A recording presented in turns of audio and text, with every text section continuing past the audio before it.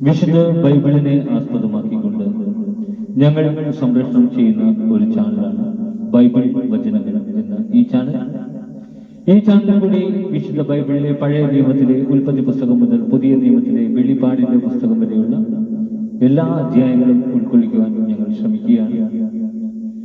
ഈ ദൈവവചന ഭാഗങ്ങൾ കേൾക്കുന്ന എല്ലാവരും ലോകത്തിന് ശാന്തിയും സമാധാനവും നന്മയും ഉണ്ടാകുവാൻ വേണ്ടി എന്നോടൊപ്പം സർവശക്തനായ ദൈവത്തോട് പ്രാർത്ഥിക്കുക. അതോടൊപ്പം തന്നെ ഈ ചാനൽ കാണുന്ന എല്ലാവരും ഞങ്ങളുടെ ചാനൽ ഒന്ന് സബ്സ്ക്രൈബ് ചെയ്യാൻ മറക്കാതിരിക്കുക. സബ്സ്ക്രൈബ് ചെയ്ത് താഴെ കാണുന്ന ബെൽ ഐക്കൺ കൂടി ക്ലിക്ക് ചെയ്ത് ഞങ്ങളുടെ ഉൽപ്പത്തി പുസ്തകം 1 മുതലുള്ള എല്ലാ അധ്യായങ്ങളും വായിച്ച് ദൈവാനുഗ്രഹം പ്രാപിക്കുവാൻ എല്ലാവരോടും അഭ്യർത്ഥിക്കുകയാണ്. ഇന്ന് പുറപ്പാട് പുസ്തകം 40-ാം അധ്യായം അവസാനിക്കുകയാണ്. പുറപ്പാട് പുസ്തകത്തിന്റെ അവസാന ഭാഗമാണ് ഇന്ന് വായിക്കുന്നത്. നാളെ തൊട്ട് ലേവ്യരുടെ പുസ്തകം ആരംഭിക്കും. അപ്പോൾ നിങ്ങൾ എവിടെയും പ്രാർത്ഥനാ നിർഭരമായ സഹകരണം തുടർന്നുകൊണ്ട് ഉണ്ടാകണമെന്ന് അഭ്യർത്ഥിച്ചുകൊണ്ട് പുറപ്പാടിന്റെ പുസ്തകം 40-ാം അധ്യായം.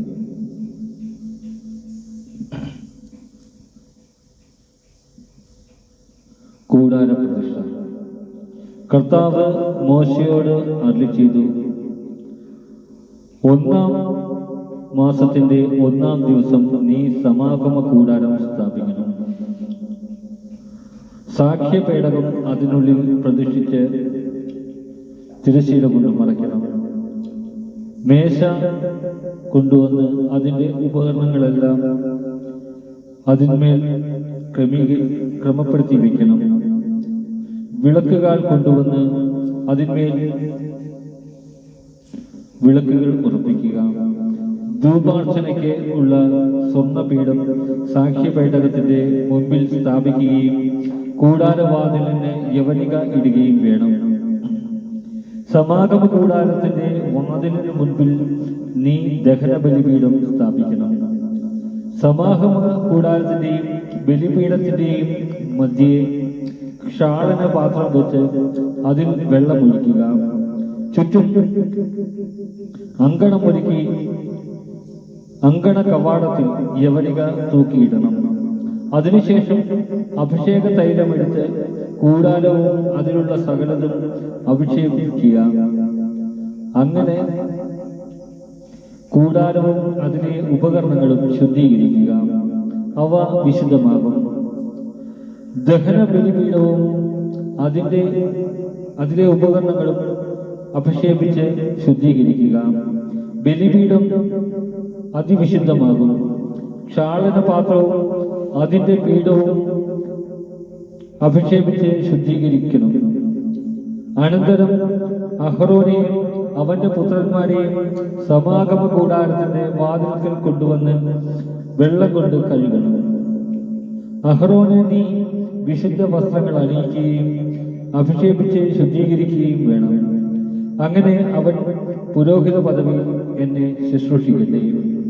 അവന്റെ പുത്രന്മാരെ കൊണ്ടുവന്ന് അങ്കികൾ അണിയിക്കണം. അവരുടെ പിതാവിനെ അഭിഷേകിച്ചതുപോലെ അവരെയും അഭിഷേകം ചെയ്യണം.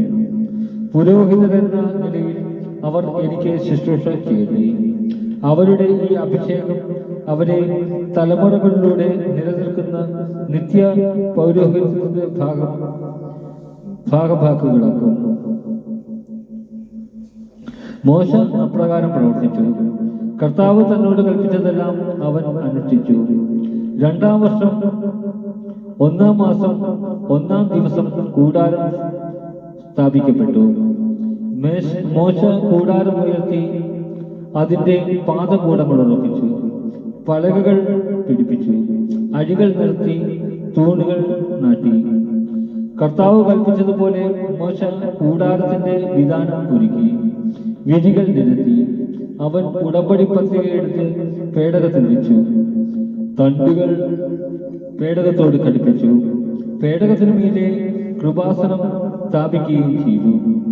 കർത്താവ് കൽപ്പിച്ചതുപോലെ മോശ സാക്ഷ്യപേടകം കൂടാരത്തിനുള്ളിലേക്ക് കൊണ്ടുവന്നു. അത് തിരശ്ശീല കൊണ്ട് മറച്ചു. അവൻ സമാഗമ കൂടാരത്തിന് ശ്രീകോവിലിന്റെ വടക്കുവശത്തായി യവനികയ്ക്ക് വെളിയിൽ മേശ സ്ഥാപിച്ചു. അതിന്മേൽ കർത്താവ് കൽപ്പിച്ചതുപോലെ അവിടുത്തെ മുമ്പിൽ ക്രമപ്രകാരം അപ്പവും വെച്ചു. സമാഗമ കൂടാരത്തിൽ മേശയ്ക്കെതിരായി ശ്രീകോവിലിന്റെ തെക്കുവശത്ത് വിളക്കുകൾ സ്ഥാപിച്ചു. കർത്താവ് കൽപ്പിച്ചതുപോലെ മോശ കർത്താവിന്റെ മുമ്പിൽ വിളക്കുകൾ വെച്ചു. സമാഗമ കൂടാരത്തിന്റെ തിരശ്ശീലയുടെ മുമ്പിൽ ധൂപാർച്ചനയ്ക്കുള്ള സ്വർണപീഠം സ്ഥാപിച്ചു. കർത്താവ് കൽപ്പിച്ചതുപോലെ മോശ അതിന്മേൽ പരിമളദ്രവ്യങ്ങൾ പുകച്ചു. കൂടാരത്തിന്റെ വാതിൽക്കൽ തിരശ്ശീല തൂക്കിയിട്ടു. കർത്താവ് കൽപ്പിച്ചതുപോലെ സമാഗമ കൂടാരത്തിന്റെ വാതിൽക്കൽ ദഹനബലിപീഠം സ്ഥാപിക്കുകയും അതിന്മേൽ ദഹനബലിയും ധാന്യബലിയും അർപ്പിക്കുകയും ചെയ്തു. സമാഗമ കൂടാരത്തിനും ബലിപീഠത്തിനും മധ്യേ ക്ഷാളന പാത്രം വെച്ച് അതിൽ ക്ഷാളനത്തിനുള്ള വെള്ളം ഒഴിച്ചു. ഈ വെള്ളം കൊണ്ട് മോശയും അഹറോന്റെ പുത്രന്മാരും കൈകാലുകൾ കഴുകി. കർത്താവ് മോശയോട് കൽപ്പിച്ചതുപോലെ അവർ സമാഗമ കൂടാരത്തിൽ പ്രവേശിക്കുമ്പോഴും ബലിപീഠത്തെ സമീപിക്കുമ്പോഴും ക്ഷാളന കർമ്മം അനുഷ്ഠിച്ചു പോന്നു. അവൻ കൂടാരത്തിനും ബലിപീഠത്തിനും ചുറ്റും അങ്കണമുണ്ടാക്കി. അങ്കണ കവാടത്തിൽ യവനികയിട്ടു. അങ്ങനെ മോശ ജോലി ചെയ്തു തീർത്തു. കർത്താവിന്റെ സാന്നിധ്യം. അപ്പോൾ ഒരു മേഘം സമാഗമ കൂടാരത്തെ ആവരണം ചെയ്തു. കർത്താവിന്റെ മഹത്വം കൂടാരത്തിൽ നിറഞ്ഞു നിന്നു. മോശയ്ക്ക് സമാഗമ കൂടാരത്തിൽ പ്രവേശിക്കാൻ കഴിഞ്ഞില്ല.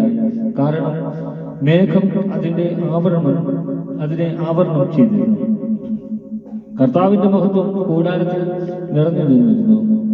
മേഘം കൂടാരത്തിൽ നിന്ന് ഉയരുമ്പോഴാണ് ഇസ്രായേൽ ജനം യാത്ര പുറപ്പെട്ടിരുന്നത്. മേഘം ഉയർന്നില്ലെങ്കിൽ അത് വരുന്ന ദിവസം വരെ അവർ പുറപ്പെട്ടിരുന്നില്ല. കർത്താവിന്റെ മേഘം പകൽ സമയത്ത് കൂടാരത്തിന് മുകളിൽ നിലകൊണ്ടിരുന്നു. രാത്രി സമയത്ത് മേഘത്തിൽ അഗ്നി ജ്വലിച്ചിരുന്നു.